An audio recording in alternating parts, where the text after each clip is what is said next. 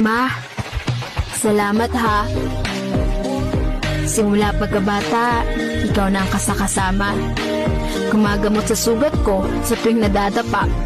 Unang nagturo kung paano magsulat at magbasa. Minsan nga, napapalo mo pa.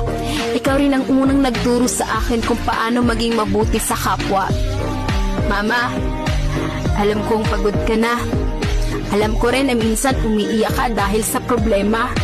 Pero di mo lang ipinapakita. Alam ko rin na may nararamdaman ka na dahil sa maghapong paggawa at walang pahinga. Ingatan mo naman sarili mo, Mama. Di kasi namin kaya pag may nangyari sa iyong masama. Sorry, Mama, kung matigas ulo ko. Di nakikinig sa mga payo mo at pabalang kung sumagot sa'yo.